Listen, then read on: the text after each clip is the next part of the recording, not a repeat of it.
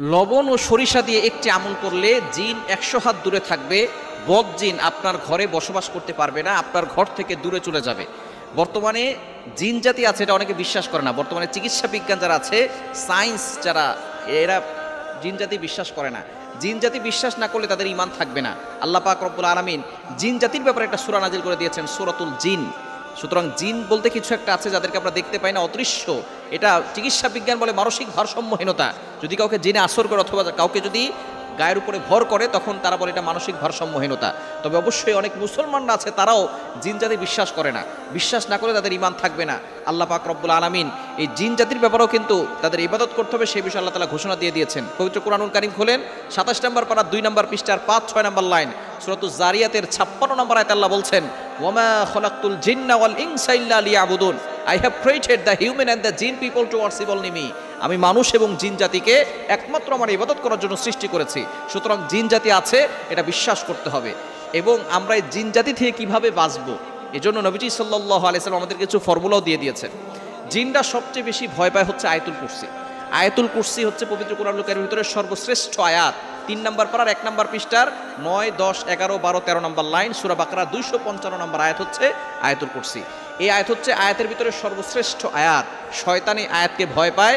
জিনের সবচেয়ে বড় ওষুধ হচ্ছে এই আয়াতুল কুরসি।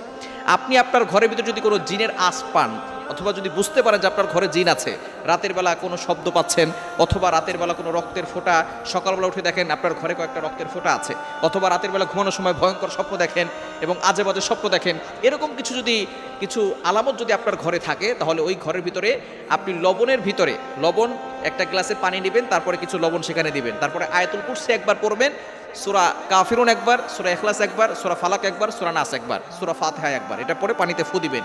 ওই পানিটা দিয়ে আপনি গ্লাসের পানিটা আপনি একটা বালতিতে দিয়ে ওই পানিটা দিয়ে আপনি আপনার ঘরটাকে মুছে দিবেন, ঘরটাকে ধৌত করে ফেলবেন। দেখবেন জিন আপনার ঘরের 100 হাত দূরে থাকবে, আপনার ঘরে কোনো ক্ষতি করতে পারবে না। দ্বিতীয় নাম্বার হচ্ছে সরিষা।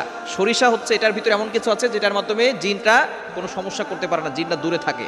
এই সরিষাটা আপনি আপনার বালিশের ভিতরে কিছু সরিষা দিয়ে রাখতে পারেন, যার কারণে আয়াতুল কুরসি এবং চারকোল এবং সূরা ফাতিহা পড়ে ওই সরিষা ফু দিয়ে ওইটা আপনার বালিশের ভিতরে যে তুলাগুলো আছে, তুলার সাথে আপনি কিছু সরিষা আপনার বালিশের ভিতরে দিয়ে রাখবেন। ইনশাল্লাহ আপনার বেডরুমে কখনো জিন প্রবেশ করতে পারবে না।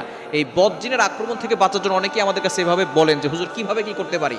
আপনি লবণ দিয়ে আর সরিষা, এই দুইটা জিনিস দিয়ে আপনি আয়াতুল কুরসি আর চারকোল এগুলো পরে ফু দিয়ে আপনি আপনার ঘরটাকে লবণ পানি দিয়ে ধৌত করবেন, আর সরিষাটা আপনার বালিশের নিচে রাখবেন। দেখবেন আল্লাহ পাক রব্বুল আলামিন এই জিন ভূতের ভয়ঙ্কর বিপদ থেকে আল্লাহ তাআলা আপনাকে হেফাজত করবেন। এবং সব সময় আপনি কোরআন তেলাওয়াত করবেন। যেই ঘরে সূরা বাকারা তেলাওয়াত করা হয়, ওই ঘরে কখনো বদ জিন প্রবেশ করতে পারে না, শয়তান প্রবেশ করতে পারে না। বর্তমানে ব্ল্যাক ম্যাজিক, জাদুটনা, কুফরি কালাম, এগুলো প্রত্যেকটা ঘরে ঘরে ছড়িয়ে পড়েছে। আপনি যদি এগুলো থেকে বাঁচতে চান, সুস্থ থাকতে চান, তাহলে অবশ্যই আপনি 5 ওয়াক্ত নামাজ পড়বেন এবং ঘরের ভিতরে কোনো হারাম কাজ করবেন না, এবং মাগরিবের পরে সূরা বাকারার তেলাওয়াত, যেহেতু সূরা বাকারা অনেক বড়, সর্বনিম্ন 1 থেকে 30 আয়াত পর্যন্ত পড়বেন প্রতিদিন রাতে, এবং অথবা রেকর্ডিং চালু করে রাখবেন। দেখবেন আল্লাহ পাক রব্বুল আলামিন আপনাকে জিন এবং বদ জিনের আক্রমণ থেকে আপনাকে হেফাজত করবেন।